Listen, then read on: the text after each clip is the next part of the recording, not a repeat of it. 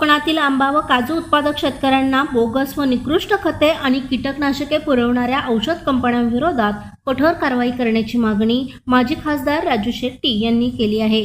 पुणे येथील कृषी आयुक्त कार्यालयात झालेल्या बैठकीत त्यांनी संबंधित कंपन्यांवर गुन्हे दाखल करून शेतकऱ्यांना तातडीने नुकसान भरपाई देण्याची मागणी केली।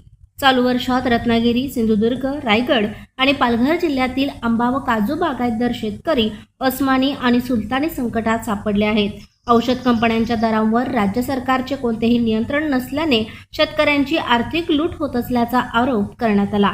विशेषतः रत्नागिरी आणि सिंधुदुर्ग जिल्ह्यातील शेतकऱ्यांनी सुमारे 300 कोटी रुपयांची औषधे खरेदी केली असून योग्य मार्गदर्शनाच्या अभावामुळे मोठ्या प्रमाणावर नुकसान झाले आहे। आंबा पिकासाठी सुमारे 70हून अधिक कंपन्यांनी औषधांची विक्री केली असून त्यांच्या किमतीमध्ये मोठी तफावत आढळते। रोखीने खरेदी केल्यास 60 ते 65% सवलत दिली जात असल्याचेही समोर आले आहे। मात्र गुणनियंत्रण विभागाकडून मोजक्याच कंपन्यांच्या औषधांची तपासणी होत असल्याने बोगस कंपन्यांचा सुळसुळाट वाढला आहे।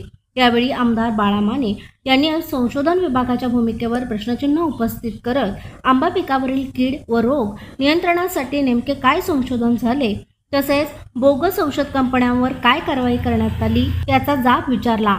1990 पासून कृषी विद्यापीठ आणि गुणनियंत्रण विभागाकडून फळबाग लागवडीसाठी कोणतेही नाविन्यपूर्ण संशोधन झाले नसल्याची टीकाही त्यांनी केली।